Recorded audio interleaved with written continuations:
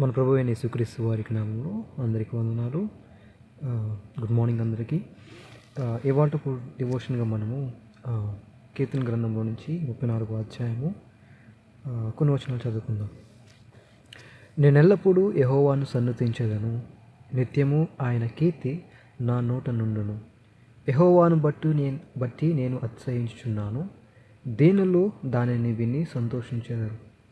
నాతో కూడి యెహోవాను ఘనపరచుడి, మనము ఏకముగా కూడి ఆయన నామమును గొప్ప చేయుదము. ఇది జస్ట్ ఈ కొన్ని వచనం ఒకసారి ఆలోచిస్తే కనుక మనము ప్రతి క్షణము ప్రతి దినము మన యొక్క జీవితంలో, మన యొక్క విశ్వాస జీవితంలో యెహోవాను సన్నుతించే వారు ఉండాలని దీనికి ఉద్దేశం. కీర్తనకారుడు చెప్తున్నారు, నేను ప్రతి ఒక్క వేళలో లేకుంటే ప్రతి ఒక్క సమయాన్ని దేవునికి నామాన్ని కీర్తిస్తాను, లేకుంటే దేవుని యొక్క నామాన్ని బట్టి నేను సంతోషిస్తాను. రైట్, దేవుని నామాన్ని ఘనపరుస్తానని చెప్పేసి దీనికి వాక్యం కీర్తనకారుడు మాట్లాడడం కనిపిస్తుంటుంది. ఇది మన యొక్క జీవితంలో కూడా ఇది చాలా ఇంపార్టెంట్. యెహోవాని మనం ఏం చేయాలంటే ఘనపరిచేవారుగా, ఆయన నామాన్ని స్తుతించేవారుగా, ఆయన నామాన్ని మనం కీర్తించేవారుగా మన నోటి నుండి అనేది చాలా ఇంపార్టెంట్.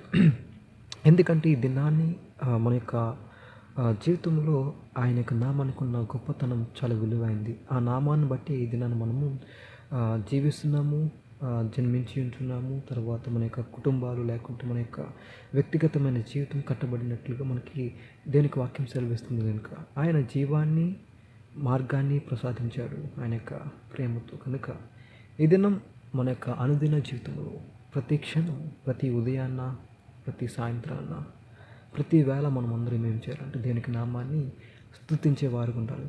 రైట్, చాలామంది మన యొక్క జీవితంలో కొంతమంది వ్యక్తుల ద్వారా ఎప్పుడైనా మనం ఏదైనా గొప్ప లాభాన్ని పొందుకుంటే కనుక వారి నామాన్ని ఉచ్చరించడానికి, లేకుంటే వారి యొక్క నామాన్ని ఘనపరచడానికి మన ఫ్రెండ్స్ మధ్యలో, లేకుంటే మన కొలీగ్స్ మధ్యలో మనం చాలా వేగపడుతుంటాం.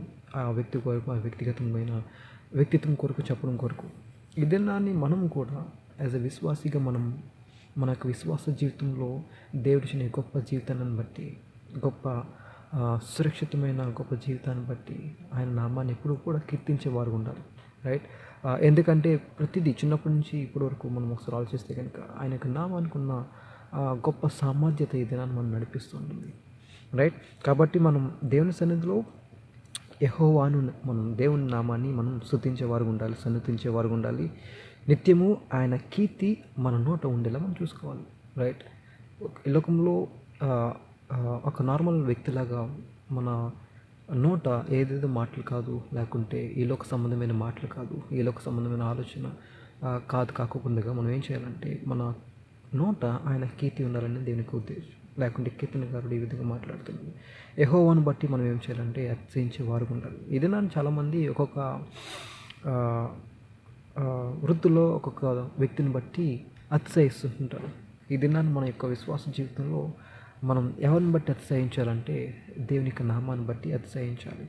తర్వాత ఎప్పుడైతే మనం ఇవన్నీ చేస్తుంటామో దీనులుగా ఉన్న వారందరూ కూడా దానిని విని సంతోషిస్తుంటారు. ఎందుకంటే ప్రతి ఒక్క దీనులు ఏం చేస్తున్నారంటే దేవుణ్ణి నమ్ముకున్న వ్యక్తులుగా విశ్వాస జీవితాన్ని గడుపుతూ ఉంటుంటారు.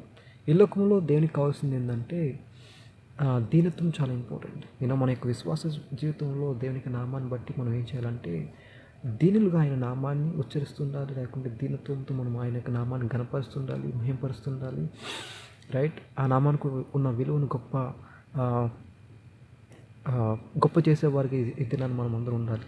రైట్, తర్వాత కీర్తనకారుడు చెప్తున్నాడు, నాతో కూడా యెహోవాను ఘనపరచుడి, మనం ఏకంగా కూడి ఆయన నామమును గొప్ప చేయదు.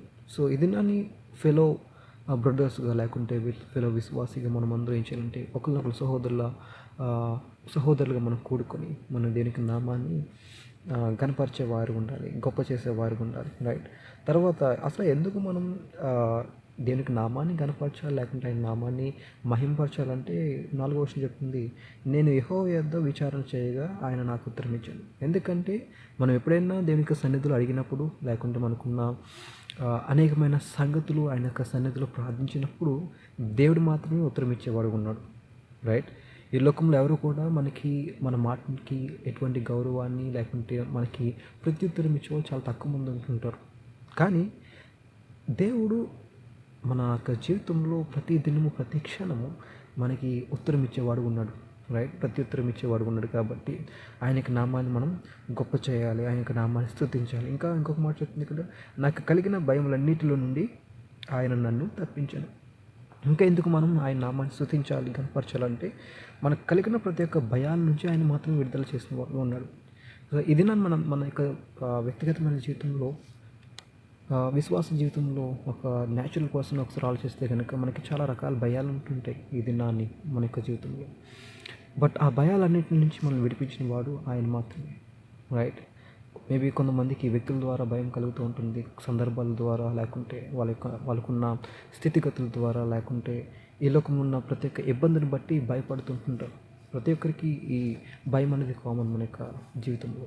ఇప్పుడు ఆ జీవితంలో ఉన్న ప్రతి ఒక్క భయం నుంచి విడుదల చేసేవాడు, లేకుంటే రక్షించేవాడుగా, లేకుంటే విమోచించేవాడుగా, మనల్ని లెక్క చేసేవాడుగా అటువంటి టైంలో దేవుడు మాత్రమే ఉన్నాడు. కాబట్టి మనం అందరూ ఏం చేయాలంటే ఆయన యొక్క నామాన్ని ఖచ్చితంగా, ఆయన యొక్క నామాన్ని స్మరించేవారుగా, ఆయన నామాన్ని ఘనపరిచేవారుగా, ఆయన నామాన్ని స్తుతించేవారుగా మన జీవితంలో ఉండడం చాలా విలువైనది. సో ఈ దినాన్ని, ఈ ఉదయకాలపు దినాన్ని మనం అందరం కూడా ఈ డే అంతా, రైట్, ఈ ఈ ఈ మాటను మనం జ్ఞాపకం చేసుకుంటూ దేవునికి నామాన్ని సన్నతించేవారుగా, మన నోట ఆయన కీర్తిని పాడేవారుగా, మనము ఆయన బట్టి అసహించేవారుగా, తర్వాత దీనిలో ఏ విధంగా ఆయన నామాన్ని విని, లేకుంటే మన ద్వారా మనం చేస్తున్న ఆ కీర్తనలు, లేకుంటే మనం పాడుతున్న కీర్తనలు, మనం స్తుతిస్తున్న స్తుతులను బట్టి ఏ విధంగా అతిశయిస్తున్నారు, లేకుంటే సంతోషిస్తున్నారు, మనం కూడా అదే విధంగా సంతోషించాలి. తర్వాత మనమందరం కూడా సహోదరులుగా కూడుకుని ఆయనకు నామాన్ని కనపరిచేవారుగా, మనమందరూ ఏకధ్వనితో మనం ఆయన యొక్క నామాన్ని గొప్ప చేసేవారు ఉండాలి. ఎందుకంటే ఆయన మొదలు మనకి ఉత్తరం ఇచ్చేవాడు ఉన్నాడు. తర్వాత ఆయన మన యొక్క ప్రత్యేక భయం నుంచి విడుదల చేసేవాడు ఉన్నాడు. కాబట్టి ఆయన నామాన్ని మనం కనపరిచేవారుగా, ఆయన నామాన్ని సన్నిధించేవారుగా, ఆయన నామం పట్ల ఉత్సహించేవారుగా, మనం సంతోషించేవారు